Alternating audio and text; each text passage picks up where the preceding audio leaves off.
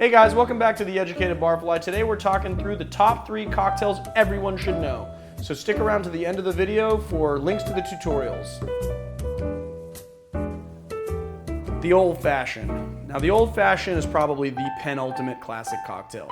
It is a very simple drink with just a few ingredients, but most bars just do not do a good job. So knowing how to make a really good, elegant Old Fashioned is a must. Number 2, the Manhattan. Another very misunderstood drink.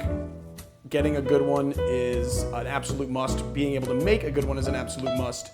For a long time, this was made with bourbon because rye whiskey wasn't commercially available, but now it is available again and we can make proper Manhattans. Number 3, a proper gin martini. Now I could wax poetic about this cocktail, but I will say this. That Sinatra thing that you're doing to impress the ladies isn't gonna go very far unless you know how to make this cocktail.